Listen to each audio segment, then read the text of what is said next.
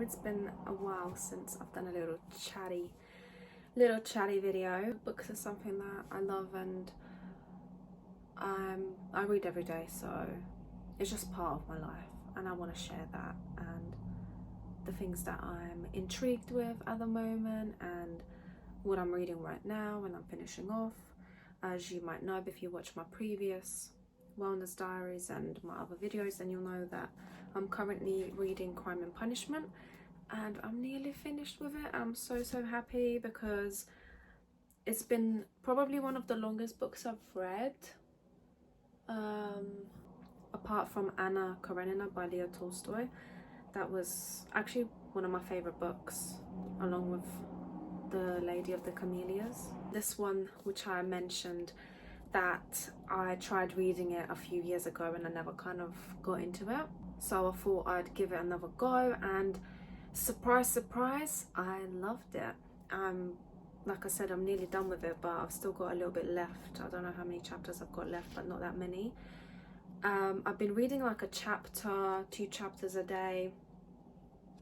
I literally think there's only like 2 chapters left to read, and I'd honestly say it's probably in like my top 5 classic literature books, and I genuinely did not expect to love it so much. I love how it's written, and I love the story. I love how simple it is, because even though it's a big book and there's a lot to it, it's very simple, and it's very simple to understand. The storyline goes, it's very descriptive, but it's because it's focused on like one person and from his perspective, it's a lot easier to keep up with. And because there's not many characters either, you understand them better, and you can kind of visualize them better as well, because it goes into more depth, and the way that they're described is very like precise. Because I'm not finished with it yet, I don't know how it's gonna go, because a part of me feels like Raskolnikov is imagining all this in his head and is like actually having like a trippy kind of situation going on, but then another part of me thinks that he genuinely did what he did. And I don't know, it's really interesting because the way he described it made it seem as though he did do what he did, but then when I'm reading further on, or when I was reading further on, it made me question whether he kind of had like a hallucination moment and imagined all of this that happened, that what he did. I don't know, so I'm intrigued to see how it ends. Maybe I'm just thinking too much into it and it's very simple and, you know, straight to the point, but it's a very good book, and I definitely recommend it if you're getting into into classic literature. Crime and Punishment is definitely a to read that should be on your to read list. Yeah, I've really loved it, and I'm really surprised because I genuinely, for some reason, did not expect to love it as much as I have. I try not to go with very high expectations when I go to read a book. I kind of just like let it open up, kind of like a person, and just accept it for what it is. And then, you know, as you read on further and further, you kind of get more into it, or you know it's not for you. And I feel like that's what books are like. They're like people in a weird way. And yeah, so I definitely recommend having a look into Crime and Punishment. I've loved it. And then on my to read list, I've got 2 books at the moment. This one I picked up randomly in a bookstore because I was on a trip with my little brother and I wanted to pick something up. I was going to read it on the trip because it was supposed to be a long trip, but I never got to read it, so this is on my list. I've never heard of Yukio Mishima, but apparently this is classic literature as well. So is he Japanese? I'm actually not too sure. I need to look into that. But this one's A Beautiful Star. So it's a tale of family, love, nuclear war, and UFOs. Beautiful Star tells the story of the Osugi family, who come to the sudden realization that each of them hails from a different planet. Father from Mars, mother from Jupiter, son from Mercury, and daughter from Venus. This extraterrestrial knowledge brings them closer together and convinces them that they have a mission to find others of their kind and save humanity from the imminent threat of the atomic bomb. Which kind of sounds like my kind of tea, my kind of cup of tea. Yeah, I think, is he Japanese? I think so. I don't know. His name sounds Japanese to me. So yeah, it sounds like an interesting story, something different. And for classic literature, you wouldn't expect, you know, like with UFOs and stuff and like extraterrestrial stuff. So it'll be interesting to see how it's integrated in the book and how it's viewed, and yeah, and just to see where the story goes, because it sounds quite interesting. And yeah, definitely my kind of cup of tea. And then the other one, which is also, I didn't even realize until now when I was reading the back of this, it's related to also different planets. And this one is a classic too. Men are from Mars, women are from Venus. So this is more like a book on reality, and you've probably heard of it as well. I've been meaning to read this for a very long time now, because I feel like it's very important to understand how the opposite gender functions, so that we can actually work together and live harmoniously together, instead of like just blaming each other and, you know, not understanding each other. Because I used to have that mindset of the fact that women and men are the same and we're equals, and the past few years I have been proven wrong over and over and over again. And I always like just found it easier to blame men for like the problems that I was having with like other men and like relationships and whatever, until I realized the problem is me, because I didn't know myself. I didn't know myself as a woman. I didn't know what I actually wanted as a woman. And these past few years, that's what I've been focusing on, and it's helped me to actually see better even from men's perspectives. And like this book, I'm hoping will kind of give me more insight into it as well.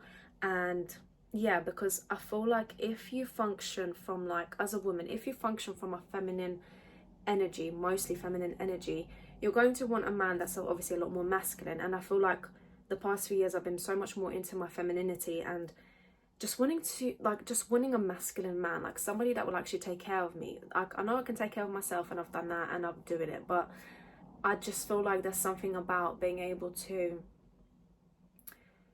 like just be soft and, like I said, feminine, and, you know, having that protector and a provider is just something about that. And yeah, so I'm kind of in the psychology kind of thing, I guess, but not to like get myself a man, but just to understand them better, because I feel like in the past I've really attracted a lot of feminine men, and it's just really put me off like this whole like thing of like dating and whatever, because I feel like I was so much more in my masculine energy, and I just hated it, and I really don't like it. I don't like being in my masculine energy, even though like when it comes to work and like business stuff and all of that, you have to be, and I don't mind it because I feel like I can balance it out really well. But when I'm with a man, I would rather be the feminine one instead of the other way around. So yeah, I guess I'm quite traditional in those ways, and I feel like this book will definitely help me understand men better, and even women better as well, because I feel like sometimes I do question as a woman like what I believe and who I am, and which is normal, because as a human being you will do, and it's normal to question things and your beliefs, and I feel like you should be questioning your beliefs as well. Yeah, I'm excited to read this because I've heard really, really good reviews of this, and obviously this doesn't apply to everybody, but I feel like if you are looking for that kind of balanced traditional relationship, which I do want in the future, and yeah, that's what I'm working towards, I guess, when it comes to a relationship or whatever, then yes, I want to know more about that stuff so I can understand it better, understand myself better, understand my partner better, and yeah.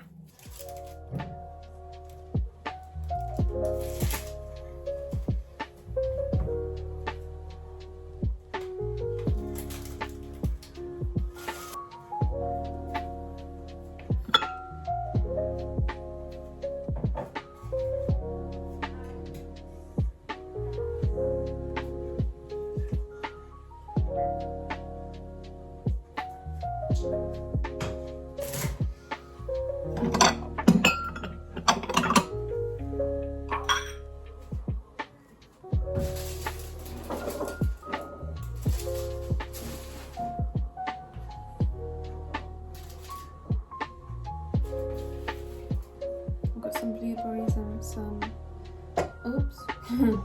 and some blackberries, which taste delicioso, muy delicioso. And then I've also got some rooibos tea. I got the red one this time, not the green one, and it's a lot more flavorful, because I don't like cold drinks. I think I've mentioned this before, and I always drink like hot drinks, warm drinks, even like during summer when it's really hot, because I don't know, I just like to keep my body in balance, and I feel like drinking warm drinks keeps it in balance. and it's good for my digestion and all of that good stuff. And yeah, I'm just trying to think if there's anything else that's new. I've been trying a lot of like, my skin has been, it's okay right now, it's healing, but like I've had like loads of little like weird little tiny breakouts, which isn't normal for me, but because I have been trying out like new skincare, I feel like my skin has just been reacting to it, so I've kind of gone back to my usual, and I feel like my skin is getting better now. And yeah, maybe it's just like hormones and stuff, but I have been eating a lot of sugar as well, which I'm trying to cut down on right now, apart from like natural sugars like fruits and stuff. And yeah, so I just got home from work not long ago, so I'm just snacking on some fruit because I feel like I just need some. And I love to snack on fruit. I just feel like it's the best, especially like when it's warm outside, like right now. So yeah, just want to come hang with me, do a little chill little vlog and my little morning routines, which I absolutely love doing. Literally, I just love them, and I love sharing them with you guys. And excuse that, so rude.